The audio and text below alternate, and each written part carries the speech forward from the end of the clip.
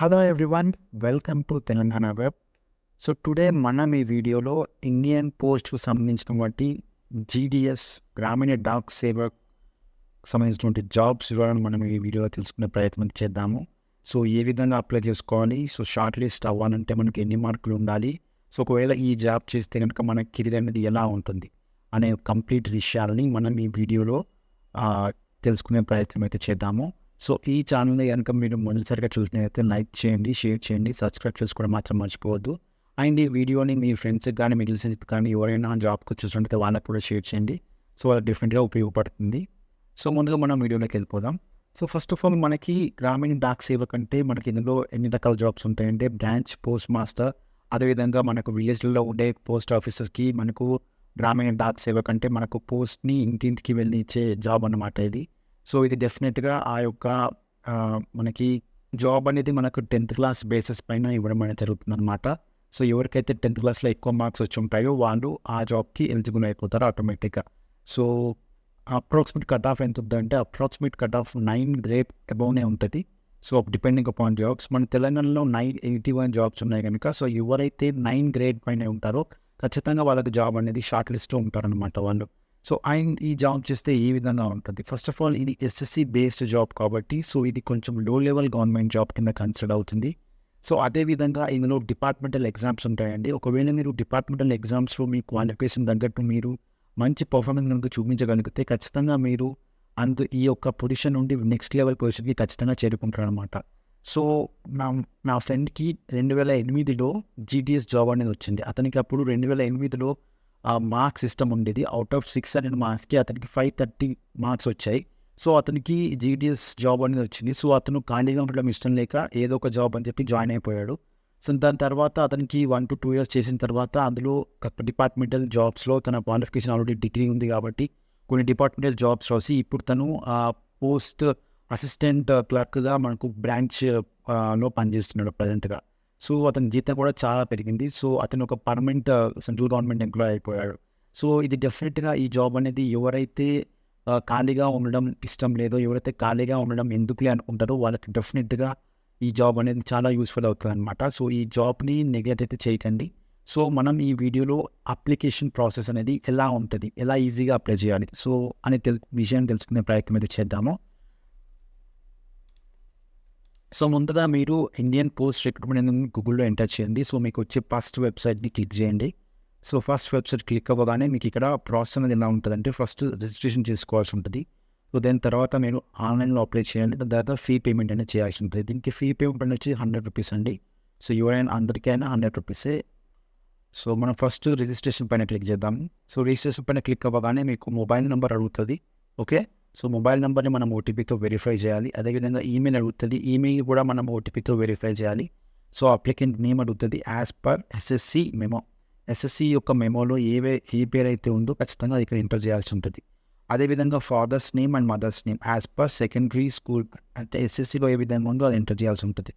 Okay, and date of birth, gender ఇవన్నీ మీరు fill చేసుకుంటే, అండ్ క్యాస్ట్ అనేది చాలా ఇంపార్టెంట్ ఇక్కడ, ఎందుకంటే మనకి క్యాస్ట్ వైజ్ కూడా మనకి జాబ్స్ అనేవి ఉన్నాయి కాబట్టి సో క్యాస్ట్ కూడా మీరు జాగ్రత్తగా సెలెక్ట్ చేసుకోండి. And year of passing and ఏ సర్కిల్లో మీరు పాస్ అయ్యారు. సో మనకు తెలంగాణకు సంబంధించి తెలంగాణ సెలెక్ట్ చేసుకుంటే సరిపోతుంది. సో అదేవిధంగా ఇవన్నీ డీటెయిల్స్ ఎంటర్ చేసిన తర్వాత సో మీకోసం నేను ఎంటర్ చేస్తానండి డీటెయిల్స్. సో ఇవన్నీ ఎంటర్ చేసిన తర్వాత మీ ఇక్కడ స్క్రీన్ పైన కనిపిస్తున్నటువంటి క్యాప్చా కోడ్ అంటే వెరిఫికేషన్ కోడ్ని ఎంటర్ చేయండి. T9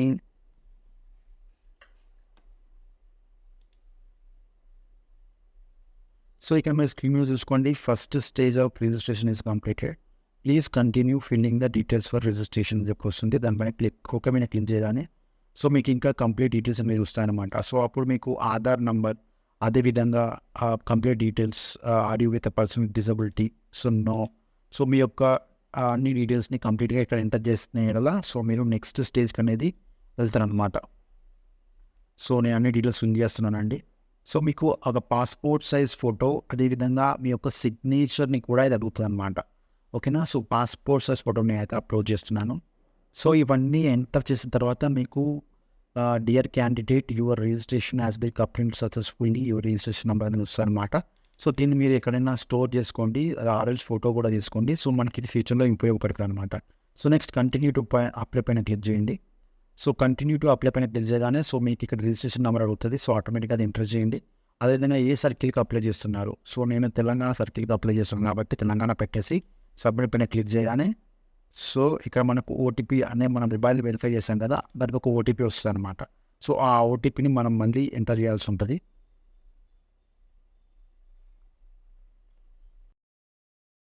సో ఎంటర్ చేసిన తర్వాత మన కంప్లీట్ డీటెయిల్స్ అనేవి వస్తాయన్నమాట. సో ఇక్కడ మనం నెక్స్ట్ వచ్చేసి మన కమ్యూనికేషన్ అడ్రస్ని మనం ఫిల్ చేయాల్సి ఉంటుంది. Okay, so Hindi. Okay, so మనకి ఈ విధంగా ఆప్షన్స్ సెటప్ చేసుకొని మన ఎస్ఎస్సి మెమోలో ఏ విధంగా అయితే మార్క్స్ ఇచ్చారో, సో ప్రజెంట్ ఒకవేళ మీరు గ్రేడింగ్ సిస్టంలో ఉన్నట్టయితే సో సిమిలర్గా మీరు గ్రేడింగ్లో ఏ విధంగా ఉంది, ఫస్ట్ సబ్జెక్ట్ ఏంటి, సెకండ్ సబ్జెక్ట్ ఏంటి అని చూసుకొని క్లారిటీగా అక్కడ మీరు ఫిల్ చేస్తే ఈజీగా అప్లికేషన్ అనే ఫామ్ అనేది సబ్మిట్ అయిపోతుంది అనమాట. సో నేను నా మార్క్ డీటెయిల్స్ నేను ఎంటర్ చేస్తాను. సో ఈ విధంగా నేను నా మార్క్ షీట్లో ఉన్న మార్క్స్ని నేను కంప్లీట్గా ఎంటర్ చేయడం జరిగింది. సో మనకి ఫస్ట్ లాంగ్వేజ్ అనేది తెలుగు ఉంటుంది, అలాగే సెకండ్ లాంగ్వేజ్ అనేది హిందీ ఉంటుంది. సో కంప్లీట్గా మార్క్స్ ఎంటర్ చేసి ఒకవేళ కనుక మీకు CGPA మనకు ఎస్ఎస్సి మెమో పైన ఉంటే కనుక మీరు దాన్ని ఎంటర్ చేయాల్సి ఉంటుంది. ఒకవేళ CGPA కనుక మెమో పైన లేకపోతే దాన్ని బ్లాంక్గా వేసి పెట్టేసి మనం సేవ్ అండ్ కంటిన్యూ పైన ప్రింట్ చేస్తే సరిపోతుంది. సో మనం ఇప్పుడు వచ్చేసి సక్సెస్ఫుల్గా మనం అప్లికేషన్ ఫామ్ని ఫిల్ చేశాను. ఓకే, సో మనకి ఆ డీటెయిల్స్ అన్ని స్క్రీన్ పైన కనిపిస్తాయి. సో దాన్ని మీరు వెరిఫై చేసేసుకొని సో డివిజన్ అప్లయింగ్లో మీ యొక్క డివిజన్ అనేది ఎక్కడో చూసుకొని అప్లై చేస్తే సరిపోతుంది అనమాట. సో మాది సిరిసిల్ల కాబట్టి అండి, సో అది కరీంనగర్ డివిజన్లో ఉంటుంది. నేను కరీంనగర్ చూజ్ చేసుకుంటాను. ఓకే, చూజ్ చేసేసుకొని కరీంనగర్లో ఇక్కడ ప్రిఫరెన్స్ చూసుకుంటే కరీంనగర్లో ఉన్న పోస్టులు అన్నీ మీకు ప్రిఫర్ లాగా వస్తాయి అన్నమాట. ఓకే, సో ఇక్కడ చూసుకుంటే మనకి 10,000 శాలరీ కూడా పక్కకు మెన్షన్ చేశారు. Okay, so branch post master and Dak Sevak. So మనకు ప్రిఫరెన్స్ అనేది చాలా ఇంపార్టెంట్. ఓకే, సో నేను ప్రిఫరెన్స్ అనేది ఎలా ఇస్తానంటే చూడండి, నాకు జస్ట్ ఏదో క్యాజువల్గా ఇచ్చుకుంటూ వెళ్తాను నేను. ఓకే, సిరిసిల్ల ఎక్కడ ఉంది, 4 సిరిసిల్ల. ఎస్, సో ఇది నా ప్రిఫరెన్స్ 1, ఇది నా ప్రిఫరెన్స్ 2, ఇది నా preference 3, right.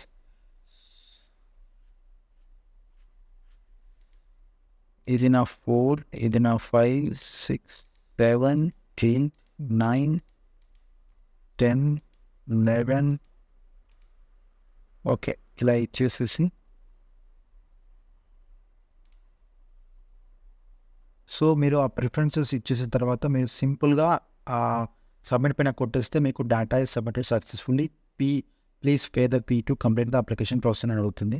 Okay, so fee once paid will be not refunded, అంటే ఒకసారి మీరు కట్టిన తర్వాత మళ్ళీ రిఫండ్ అనేది అవ్వదు. సో ఓకే, అది కూడా గుర్తుపెట్టుకునే ప్రయత్నం అయితే చేయండి. సో చూసుకున్నట్లయితే 100 రూపీస్ ఉంది. సో 100 రూపీస్ మనం మేక్ పేమెంట్ పైన క్లిక్ చేయగానే సో ఆటోమేటిక్గా మనకు బిల్డెక్స్లోకి ఎంటర్ అయిపోతుంది. సో ఈ బిల్డెక్స్లో మీరు UPI క్లిక్ చేసి QR code, so QR code select చేసేసుకొని మీరు ఆర్ఎల్స్ QR కోడ్ పెట్టుకొని మేక్ పేమెంట్ ఆఫ్ 100 మీద క్లిక్ చేస్తే QR కోడ్ చూపిస్తుంది. సో ఆ QR కోడ్ని మీరు సింపుల్గా స్కాన్ చేసేస్తే సో మీకు పేమెంట్ అనేది అయిపోతుంది అనమాట. సో ఈ విధంగా మీరు పేమెంట్ చేసిన వెంటనే మీకు అప్లికేషన్ ఫామ్ అనేది మెయిల్ ఐడికి రావడం అనేది జరుగుతుంది అనమాట. సో కంప్లీట్గా ఇది షార్ట్ లిస్ట్ ప్రాసెస్, దీనికి ఏ ఎగ్జామ్స్ కూడా మనకి అవసరం లేదు. సో మీ యొక్క 10th క్లాస్ మార్క్స్ని బేస్ చేసుకొని మాత్రమే మీరు షార్ట్ లిస్ట్ అవ్వడం అనేది జరుగుతుంది అనమాట. అండ్ మోర్ ఓవర్ ఇందులో చేరడం వల్ల కెరీర్కి ఏమైనా బెనిఫిట్ ఉంటుందా అంటే ఖచ్చితంగా మీరు ఇందులో చేరి డిపార్ట్మెంటల్ ఎగ్జామ్స్ కూడా ఉంటాయి. అందులో కనుక మీరు పర్ఫామ్ మంచిగా చేయగలిగితే మీరు డెఫినెట్గా అందులో నెక్స్ట్ లెవెల్కి మాత్రం చేరుకోవచ్చు. ఒకవేళ నాకు వద్దు నేను ఇదే జాబ్ చేయాలనుకుంటే మాత్రం సో ఈ జాబ్ అనేది కన్వీనియంట్ అనేది అందరికీ అయితే ఉండదండి, ఓన్లీ కొందరికి మాత్రమే ఉంటుంది. ఎందుకంటే మనం ఎక్కడ ఏ విలేజ్లో అయితే మనకు జాబ్ వచ్చిందో ఖచ్చితంగా మనం అక్కడే స్టే చేస్తూ ఉండాలి, మనకి ఇల్లు ఉన్నా లేకపోయినా. సో అదొకటైతే మనకు కొంచెం ఇబ్బందికరంగానే ఉంటుంది. బట్ ఎవరైతే ఖాళీగా ఉన్నారో వాళ్ళకి ఓకే చేయొచ్చు అంటే చేయొచ్చు. బట్ నేను చెప్తున్నాను నా ఎక్స్పీరియన్స్ ప్రకారం, మా ఫ్రెండ్ ఒకతనికి కూడా ఇలాగే జాబ్ తీసుకున్నాడు, అతనికి 530 మార్క్స్ వచ్చాయి.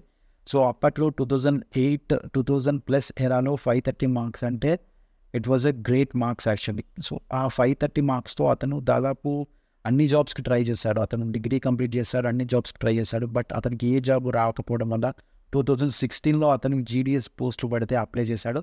సో అతనికి అప్పుడు ఉన్న 10th క్లాస్ మార్క్స్ బేస్ పైన అతనికి జాబ్ వచ్చింది.